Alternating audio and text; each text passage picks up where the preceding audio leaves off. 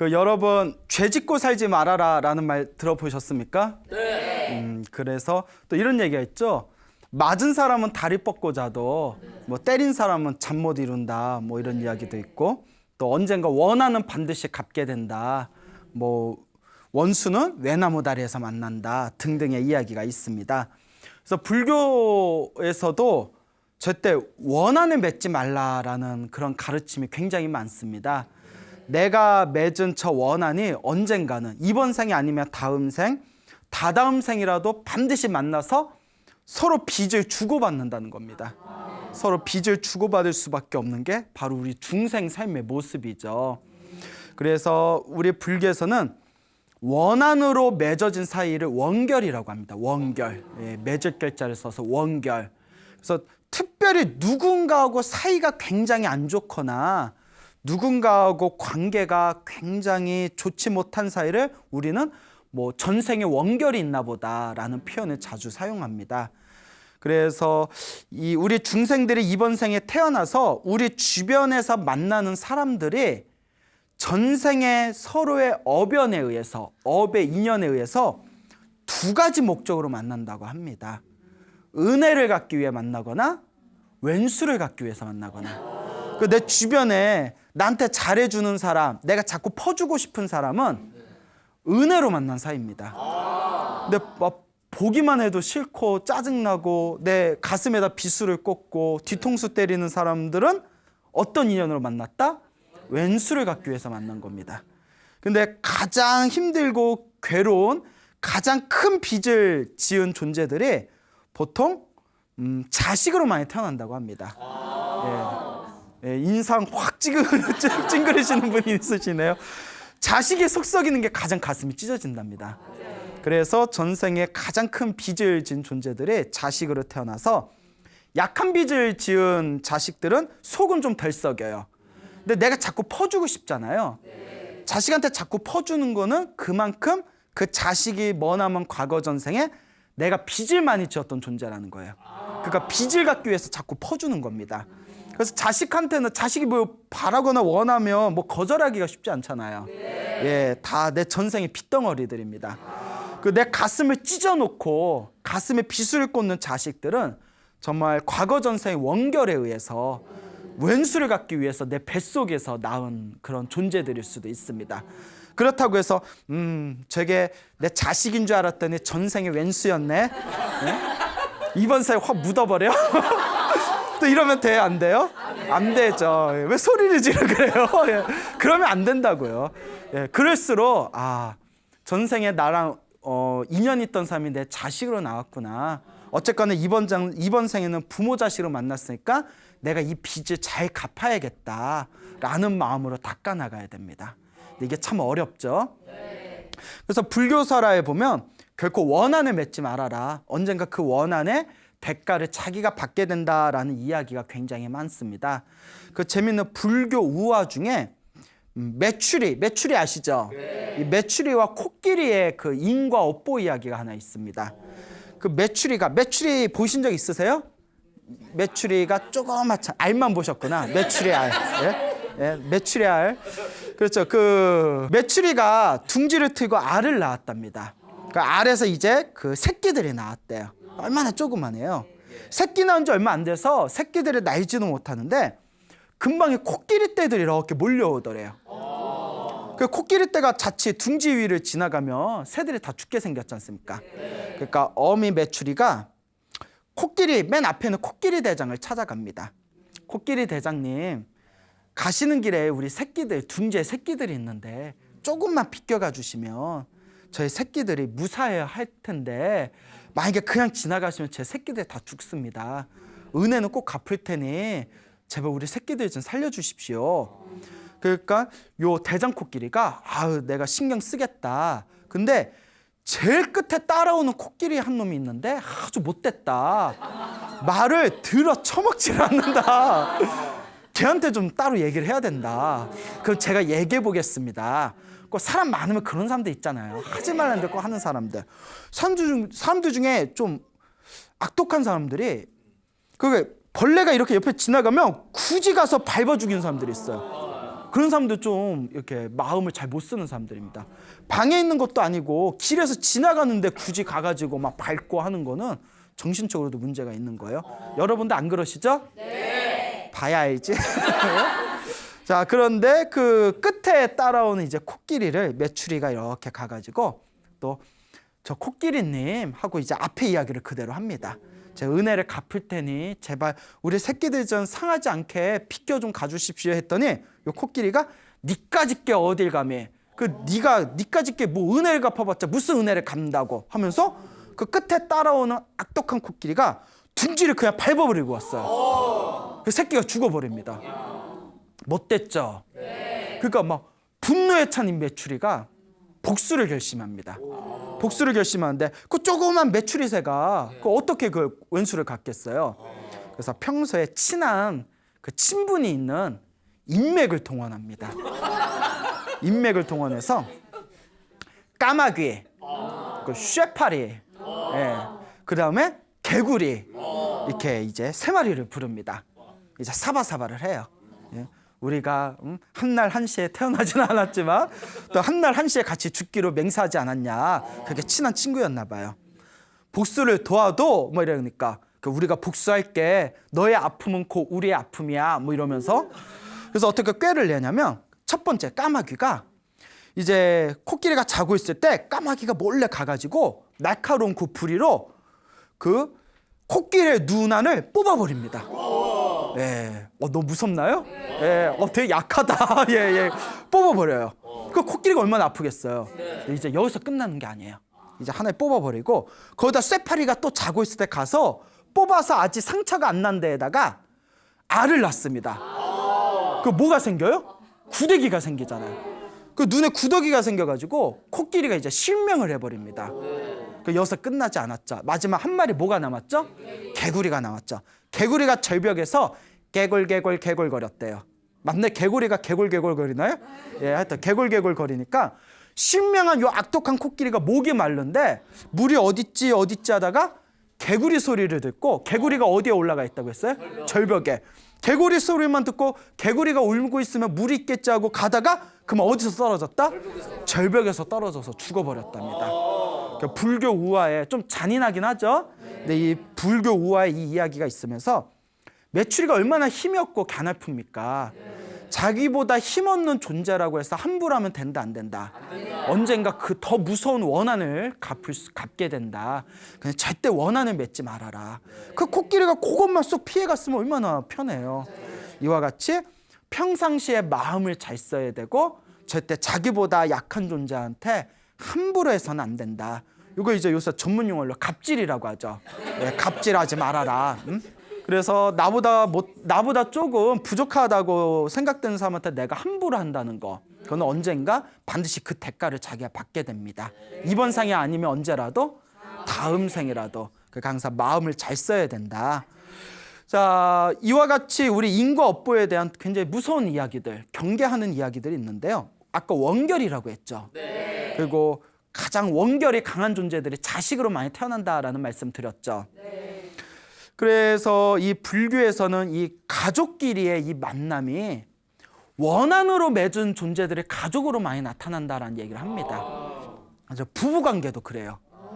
뭐 남편이나 아내 잘 만나면 평생 금술이 좋아서 뭐 그런 얘기 있잖아요. 뭐 젊어서는 뭐 연인이었고 나이 들어서는 친구였고 다음 생에 만나면 다시 나를 남편으로 받아주겠어. 뭐 이런 이상한 뭐 바카스에도 녹차 타 먹는 이야기니 뭐 그런 이야기. 바카스 녹차 카페인이 세서 먹으면 해롱해롱 하거든요. 죄송합니다. 더워서 그런가 봐요. 자, 어쨌거나 그렇게 이제 금술이 굉장히 좋은 사이가 있는데 또 부부관계 그렇지 못하잖아요. 특히 뭐 이렇게 가끔 상담 같은 거 받을 때 가족관계 때문에 힘들어서 상담받는 경우가 많습니다. 그리고 희한하게 업이 두꺼운 사람들이, 업보가 두꺼운 사람들이 꼭 배우자를 결정할 때 주변에서는 아닌데 아무리 얘기를 해줘도 콩깍지가 씌워버려요. 아무리 부모나 친구들 야 진짜 저 사람은 아니야, 진짜 아니야 해도 누구 말도 들어요 안 들어요? 그 콩깍지가 씌워버리는 거예요. 나중에 살아보니까 이 사람 진짜 아니었네.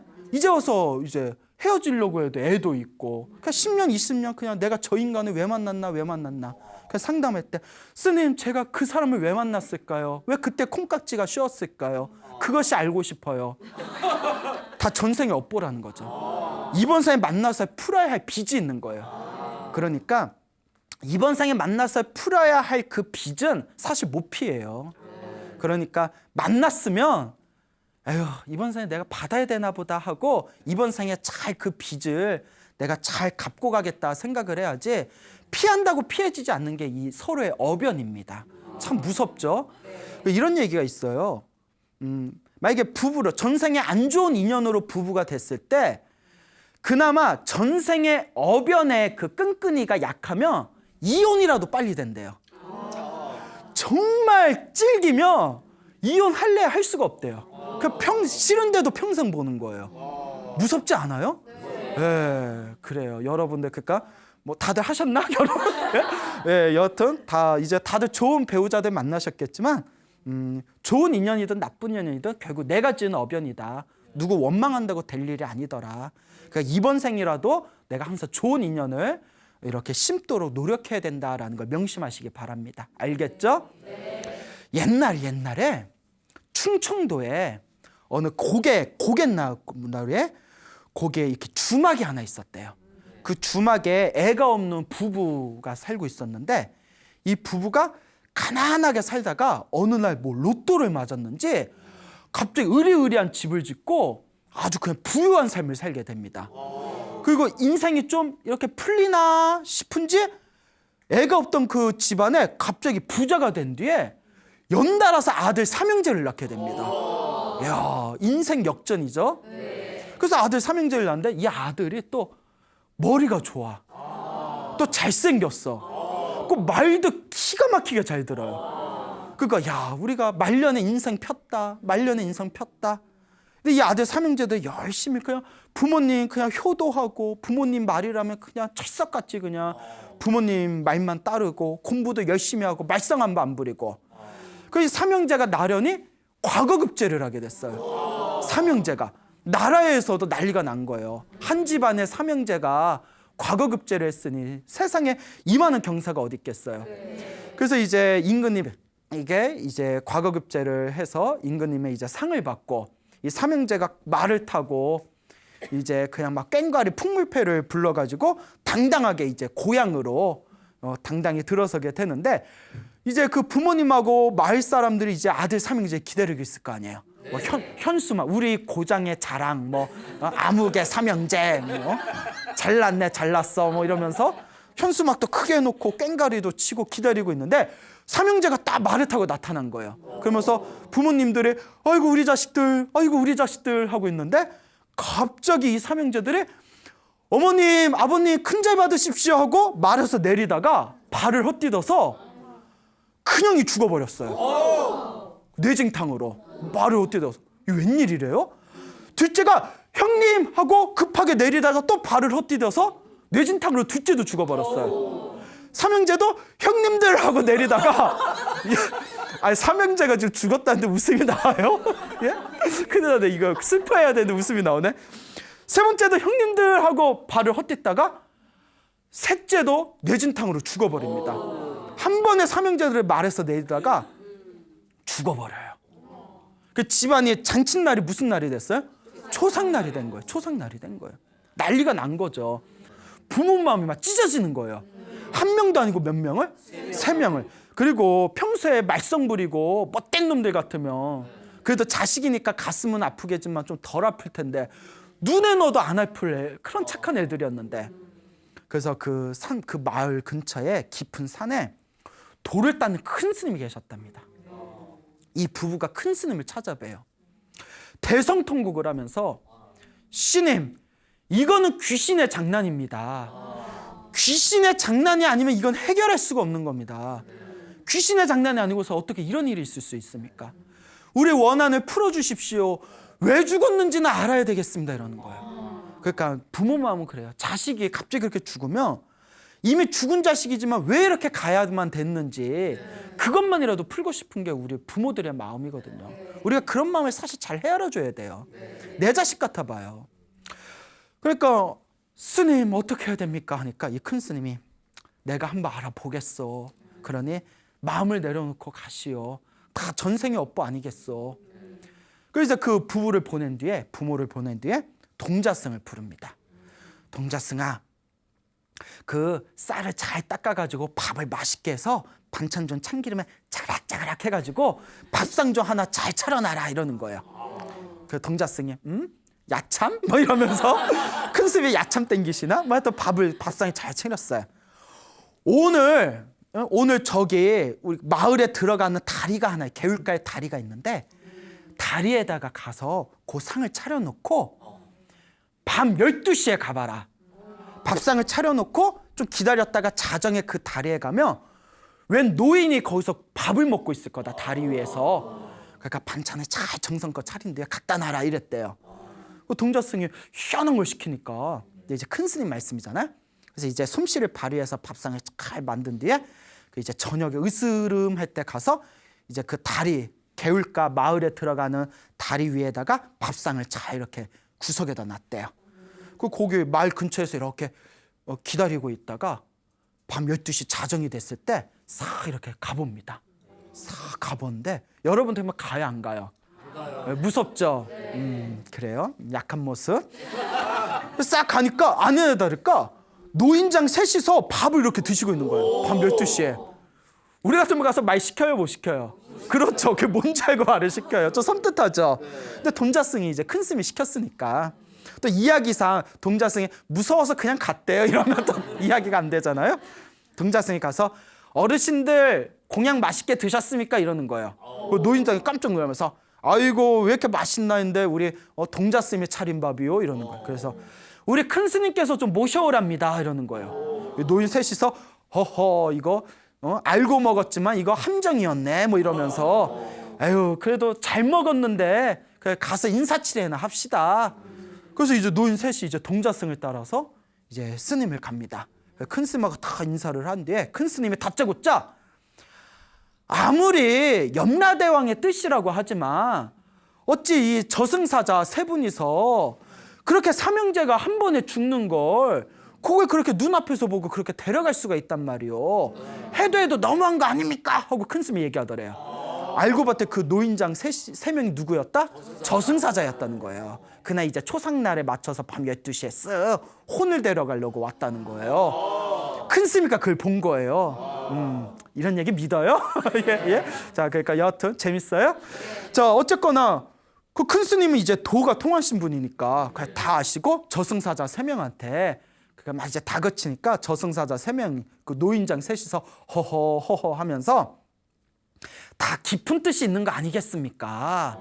스님도 알지 않습니까? 이 세상에 이유 없이 생기는 일은 없지 않습니까? 그러니까 뭐 우리식도 얘기하면 아마추어도 아니고 프로가 왜 이래? 뭐 약간 이런 거겠죠? 그러니까 요 큰 스님께서 도대체 어떤 사연인지 좀 압시다. 어떤 사연이길래 그렇게 삼형제를 목숨을 다 그렇게 거두어 가는 겁니까? 이 저승사자 셋이 사는 얘기가 이건 우리 뜻도 아니고 염라대왕 뜻도 아니고 그 삼형제가 원한 일입니다. 아니 그게 무슨 말입니까? 그 삼형제가 왜 무슨 일로 과거를 급제하고 나서 세 명이서 동시에 죽기를 원합니까? 그 삼형제가 전생에 친한 장사를 하던 친한 친구 세 명이었답니다. 근데 이 친한 세 명이서 전국을 널리 돌면서 이렇게 장사를 해가지고 목돈을 구했다는 거예요. 큰 목돈을 벌어가지고 자 이제 우리 고향 가서 이 돈으로 우리 이제 그냥 가족들하고 편안하게 살자 하고 이렇게 고향으로 가는 길에 고갯마루에 있는 어느 주막집을 들어가게 됩니다. 낌새 눈치채셨어요? 그 주막집에 들어가서 이렇게 식사를 하시다가 술에 취한 김에 자기네도 돈 자랑을 한 거예요. 이제 이 돈으로 우리 고향 가서 우리도 이제 어엿하게 잘 살 겁니다. 이거 이제 주막에서 그 부부가 주막을 운영하던 부부가 그 얘기 듣고 밤에 쑥덕거립니다. 사람이 할 짓은 아니지만 우리도 이렇게 살아서 우리가 언제 다리 뻗고 살겠냐고. 오늘 일을 처리합시다. 그리고 이 주막을 운영하는 부부 둘이서 술에다가 약을 타가지고 장사꾼들이 잠든 틈에 장사꾼들을 죽여버린 거예요. 3명의 친구인 장사꾼들을 죽여가지고 몰래 이제 흙에다가 파묻고 그 돈으로 자기네들이 이제 밭을 사고 큰 부자가 갑자기 되었던 건데, 그 3명의 친구들이 죽으면서 우리가 다음 생에 니들 눈에 피눈물을 흘리게 복수하리라 결심을 하면서 누구 자식으로 태어난 거다? 그 왼수인 그 주막의 부부의 삼형제로 태어난 거랍니다. 왜 삼형제로 태어났냐? 그 사람의 가슴에 가장 찢어놓는 존재가 바로 누구기 때문에? 자식이라는 거예요. 동감하시죠? 네. 자식이라는 거예요. 자식. 그래가지고 자식으로 태어날 때 어떻게 태어났냐? 말썽 부리면서 죽으면 의미가 없잖아요. 네. 예? 말도 잘 듣고 눈에 넣어도 안 아플 정도로 그냥 말도 잘 듣고 공부도 잘하고 그렇게 부모님의 마음을 한껏 띄우다가 한 번에 곤두락질 쳐야 더 아프니까. 그래서 부모님이 가장 기뻐할 만한 최고의 날을 결정해서 삼형제들이 한 번에 다 전생에 자기네들 품은 원한 대로 그냥 모조리 다 그날 이제 목숨이 끊기게 된 것이다 라는, 이 모든 게 그 삼형제, 전생에 그 주막의 두 그 부부에 의해서 목숨을 잃은 그 장사꾼들, 상인들의 복수의 원결에 의해서 맺어진 하나의 거대한 어변이었다. 업보의 인연이었다.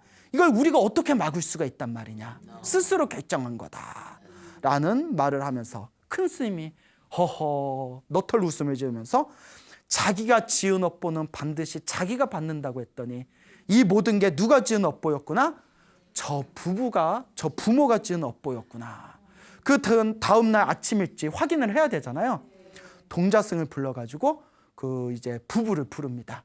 그리고 고함을 치면서 이런 일이 있었느냐, 사실이냐 하고 바로 고함을 지르니까 그 자리에서 그냥 부인은 막 나자빠지고 남편은 그 눈에서 막 피눈물을 흘리면서 그 업을 우리가 받는군요. 그 업을 우리가 받는군요 하면서 그 자리에서 대성통곡을 하고 땅을 치면서 후회했다는 그런 이야기가 불교의 설화가 전해지고 있습니다. 이게 남 얘기가 아니에요. 누구 얘기예요? 우리 중생들의 이야기입니다. 내 앞에 펼쳐진 모든 인연들, 나하고 친하고 나한테 잘해줬던 사람들은 전생에 나랑 좋은 인연이 있던 사람들이었고, 나를 힘들고 괴롭게 하는 사람들은 나와 전생에 악연이 있던 사람들이었고, 정말 나한테 잘하다가 갑자기 내 등에다 비수를 꽂는 사람들이야말로 정말 내가 전생에 내가 못되게 굴었던 사람들이 원한을 갚으러, 빚을 갚으러 온 거였구나. 결국 이 세상에 원망할 사람이 있다 없다 다 내 업보라는 거예요. 자, 이걸 머리로는 알면서 잘 돼야 안 돼요. 예, 안 되니까 되게 하는 게 수행이고 되게 하는 게 불법의 공부입니다. 우리가 부처님 법을 공부하면서 마음으로 기도하고 수행하고 닦아나가면서 내 앞에 펼쳐진 이 모든 게 다 누가 지은 업보다? 내가 지은 업보였구나. 내 업을 내가 푸는 것이구나. 이번 생에는 이 빚을 잘 풀고 다음 생이든 다다음 생이든 내가 지은 선업의 행복의 열매를 맛보면서 살리라라는 그런 원력을 지니셔야 됩니다. 알겠죠? 그러니까 이번 생에 기도를 많이 하셔야 돼요. 기도를 내가 알고 지었건 모르고 지었건 전생에 지었던 업보를 참회합니다. 내가 지은 죄업을 참회합니다라는 마음으로 기도를 많이 하시고, 또 그냥 자기 기도만 하면 되는 게 아니에요. 기도하면서 무엇도 많이 지어야 된다? 복을 많이 지어야 됩니다. 내가 전생에 지어놓은 복이 없나 보다 생각하시고 열심히 복을 지으시다 보면 선업이든 악업이든 내가 지은 업의 인연이구나라는 그런 지혜가 끊임없이 샘솟게 되실 겁니다. 그래서 정말 불교 수행을 잘하신 분들은 남 원망을 잘 안 해요. 다 내 업이란 걸 아니까. 자, 그만큼 이제 불교 수행이라는 것은 수행이 잘 되면 잘 될수록 내 마음에 원망하는 마음이 점점 사라지는 것이다 라는 것을 꼭 명심하시길 바랍니다. 알겠죠? 자, 우리가 이렇게 살아가면서 서로가 빚을 갚기 위해서 이렇게 서로가 만나고 헤어짐을 반복하게 됐을 때 또 그 빚을 잘 갚는 방법 중에 하나가 있는 그대로 순순히 받아들일 줄 알아야 돼요. 피하면 피할수록 오히려 악순환만 더 생기게 됩니다. 옛날에 중국에 유주창이라는 사람이 있었답니다. 유주창이라는 젊은이가 있었는데 유쭈쭈쭈 해서 유주창이라는 이 사람이 있었는데 되게 거만하고 교만했대요. 그 거만하고 교만하니까 항상 남을 보면 어떤 마음이 있었을까요? 항상 남을 깔보는 거예요. 말 한마디라도 사람 가슴에 화살, 비수를 꽂고 그런 사람들이 있잖아요. 그러니까 유주창이라는 사람이 어느 날 죽었는데 이제 염라대왕 앞에 서게 됩니다. 염라대왕이 다 명부를 보더니 에이구구구구 너는 살아생전에 항상 교만하고 거만해서 사람들을 깔봤구나. 남을 깔본 만큼 너도 깔봄을 얻게 될 것이다. 이게 인과 업보다. 그 업으로 사람들한테 이리 치고 저리 치는 축생에 태어나라. 그래서 고생 좀 해봐라. 네 빚을 좀 갚아라 해가지고 말로 태어나게 합니다. 말로 태어났는데 아이고 자기 전생을 기억하고 있는 거예요. 말이. 그러니까 말이 태어나서 이제 망아지가 태어나서 자기 전생이 기억나니까 너무너무 힘들고 괴로운 거예요. 말인데 전생을 기억하니까. 그러니까 이때 자아분열이 일어나요. 나는 사람이야 말이야? 예? 어쨌거나 이 말이 막 자아분열을 일으킵니다. 그 주인이 막 책찍질하고 막 밭을 갈게 하고 책찍질하고 말 맨날 힘든데 말 타고 막 뛰어다니고 하니까 말이 얼마나 힘들고 괴로워요. 힘들고 괴롭고 힘드니까 이 말이 우울증에 걸립니다. 우울증에 걸려. 그러니까 이 말이 우울증에 걸려서 자살을 해버립니다. 에이 내가 사람이었는데 어떻게 말로 살아 하고 나 힘들어서 못 살겠어 하고 말이 자살을 해버려요. 원래 짐승이 자살을 안 해요. 자살하는 짐승 본 적 있어요? 없잖아요. 근데 전생을 기억하니까 자살을 해버린 거예요. 그 염라대왕 앞에 떡 하니까 염라대왕 보더니 화를 내는 거야. 네 빚을 갚으라고 했더니 다 갚지도 못하고 너 스스로 목숨을 끊어서 왔냐고. 너 안 됐다고. 네가 스스로 목숨을 끊은 업보로 네 빚이 더 많아졌다. 불교에서는 자살의 업보가 크답니다. 그래서 많은 사람들이 자살하는 이유가 지금의 고통이 너무 괴로우니까 여기서 목숨을 끊으면 모든 게 해결되지 않을까. 그런데 불교는 윤회론이잖아요. 내 빚을 갚지 않고 자살을 하면 다음 생에 그 빚이 추가가 된대요. 예. 이율 몇 프로 해가지고. 그러니까 자살의 업보가 무섭습니다. 그래서 스스로 괴로워서 자살하는 건 오히려 안 좋은 업입니다. 그리고 이런 얘기하면 조심스럽지만 집안에서 자살하신 분들이 있으면 자손들한테도 안 좋은 그런 기운이 있다. 이런 얘기도 어른 스님들이 하시거든요. 그러니까 하여튼 그런 얘기들이 있어요. 그래서 집안에 좀 자살하신 분들이 있는 집안은 기도를 좀 많이 올려드려야 됩니다. 어쨌거나 그 자살을 해서 염라대왕이 화가 나가지고 너 안 되겠다. 네 빚이 추가됐다 해서 말보다도 못한 개로 태어나라 이런 거예요. 개로 태어나라. 개로 태어났는데 여러분 불교는 이런 얘기가 있습니다. 축생으로 태어나도 전생에 복을 지어놓은 존재는 주인을 잘 만난대요. 축생으로 태어나는 거는 안 좋은 업이지만 그나마 복이 있으면 누구를 잘 만난다? 주인을 잘 만나서 축생이지만 그냥 주인 품에서 그냥 호강하면서 사는 거예요. 그런데 복 없는 축생은 똥개로 태어납니다. 진짜예요. 그러니까 유주창은 복 있는 개로 태어났을까요? 복 없는 개로 태어났을까요? 그 똥개로 태어납니다. 맨날 똥만 먹고 다녀요. 그러니까 요 개가 개로 태어나서 근데 또 전생을 기억을 해버리는 거예요. 유주창. 미치고 팔짝 뛸 일이에요. 그러니까 이제 먹을 게 없으니까 저걸 먹어야 되는데 내가 그래도 전전생에 사람이었는데 저걸 먹어야 되나 말아야 되나 그렇게 이제 힘들게 살아갑니다. 막 비에 맞고 애들이 돌 던지면 막 쫓기고 막 몸에 막 찐득이 묻고 배고프고 추위에 떨다가 우울증이 걸려요. 걔가 또 우울증에 걸립니다. 왜 걸렸을까요? 전생에 사람이었던 자기의 기억이 있어서. 그래서 우리가 우울증이라는 게 세살 또 이렇게 우울증 걸린 분들은 실제 굉장히 괴로워하잖아요. 근데 우울증도 생각이 많으면 또 걸린다는 얘기가 있어요. 생각이 많아서. 그래서 우울증 걸리면 운동을 많이 하랍니다. 그 운동을 하면 뇌에서 이렇게 엔돌핀이나 행복 호르몬이 분비되면 우울증에 상당히 큰 효과가 있다고 하는데, 문제는 뭐냐면 우울증이 심해지면 심해질수록 몸을 잘 안 움직인대요. 계속 악순환이 생기는 거예요. 그러니까 우울증에 걸리면 이제 의사의 진단과 적절한 치료가 제일 중요하고, 무엇보다 좀 운동을 많이 해라. 그 우울증의 가장 좋은 특효가 봉사활동이랍니다.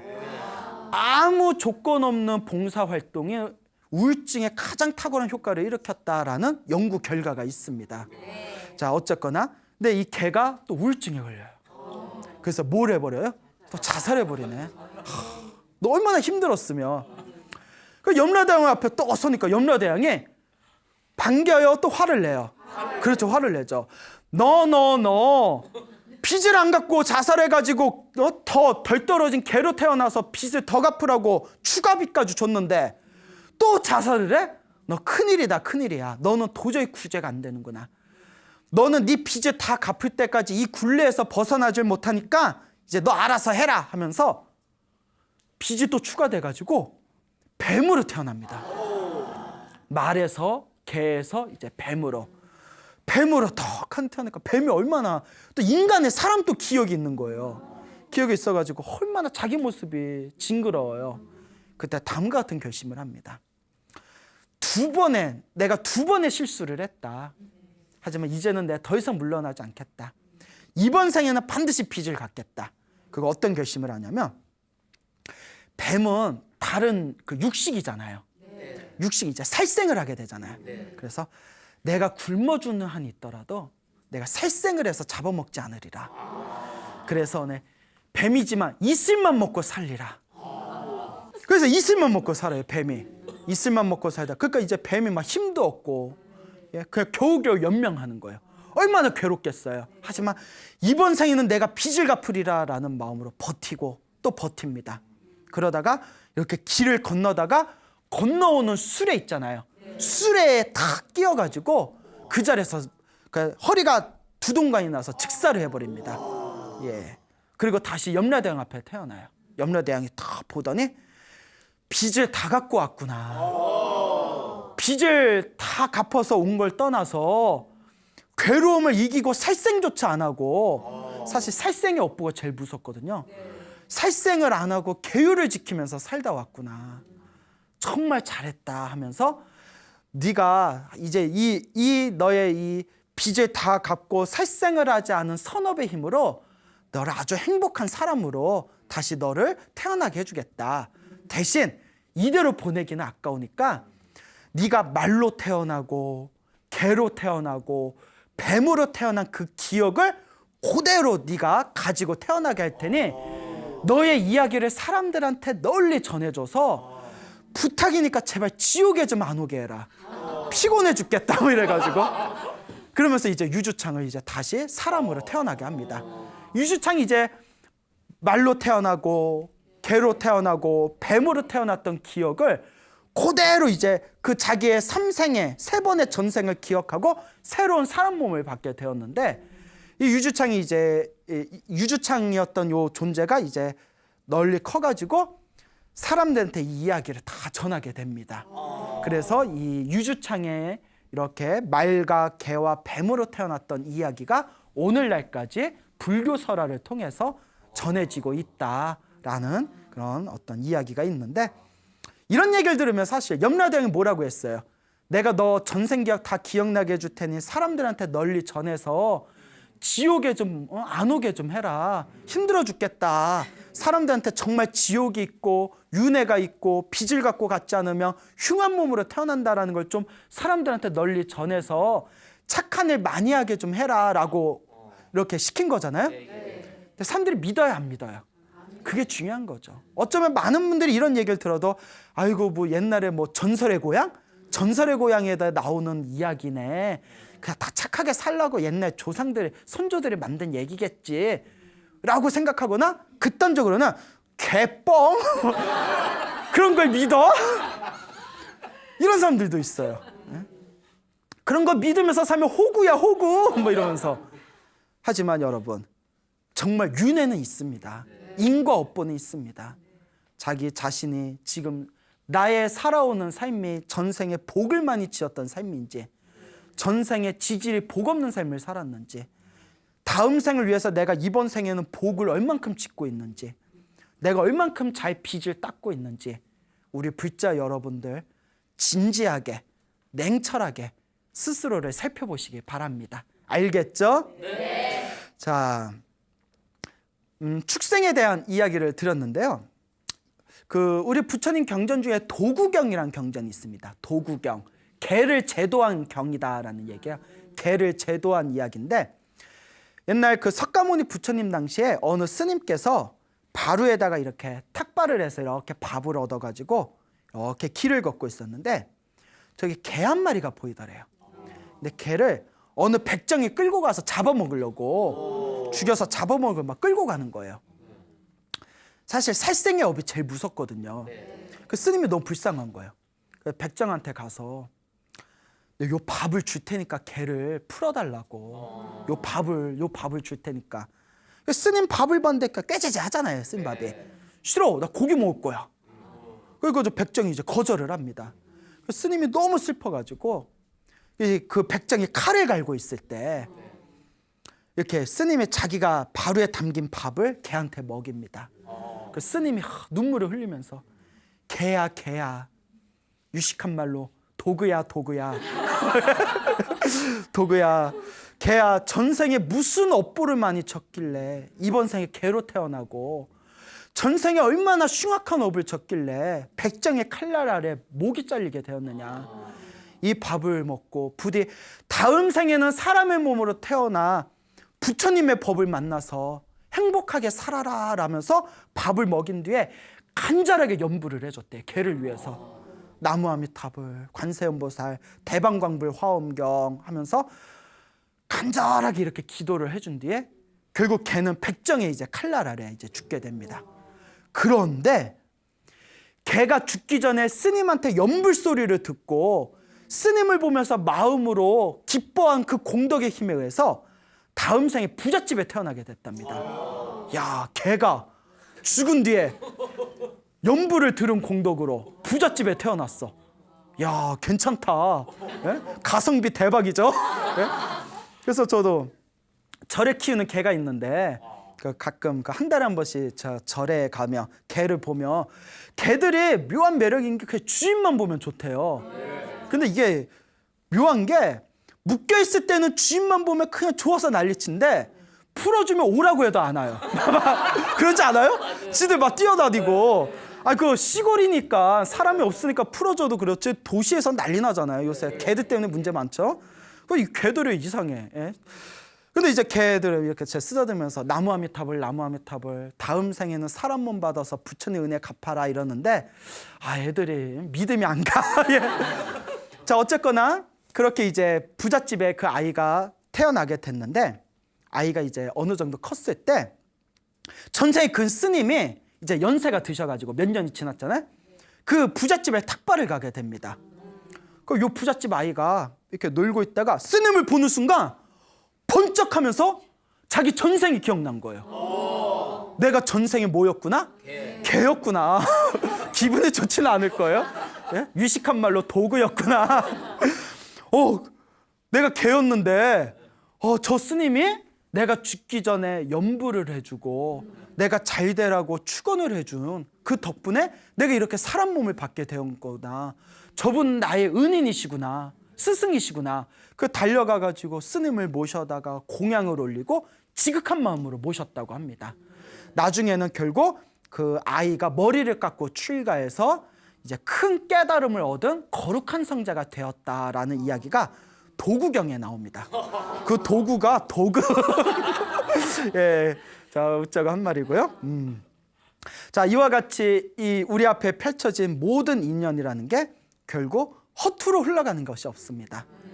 그 스님을 보고 스님을 보자마자 좋은 감정을 느끼고 자신의 스승이자 은인으로 여기게 된 것도 그 스님이 전생에 지었던 그 스님의 선업의 인연이었죠. 그렇죠, 여러분. 그리고 아까 말씀드린 아들, 그 눈에 넣어도 안 아플 아들 삼형제를 잃게 된 그 주막집의 그 부부도 결국 자기들이 지었던 악업의 어변이었죠. 이와 같이 내 앞에 펼쳐진 좋은 일이든 내 앞에 펼쳐진 나쁜 일이든 한치의 틈도 없이 그대로 내가 지은 내 업의 결과구나라는 것을 우리 불자분들 명심하시기 바랍니다. 그러니까 그냥 이 이야기를 듣고 아유 재미난 이야기 들었네 한 귀로 흘리지 마시고 정말 지금부터라도 내가 기도하자. 당장 효과가 있든 없든 기도하고 복을 짓자. 그거 내 마음을 잘 쓰자. 이번 생에 빚을 잘 갚고 이번 생에 못 받으면 다음 생에라도 내가 내 복을 받겠지라는 마음으로 우리 불자 여러분들 부지런히 닦아나가시기 바랍니다. 알겠죠? 네. 여러분 행복해지고 싶습니까? 네. 행복한 삶을 창조하고 싶습니까? 네. 복을 지으십시오. 선업을 지으십시오. 공덕을 쌓으십시오. 복과 선업과 공덕의 힘이 여러분들을 진정한 행복의 길로 이끌어 줄 것입니다. 오늘 여기서 마치겠습니다. 소중한 나 무한 행복.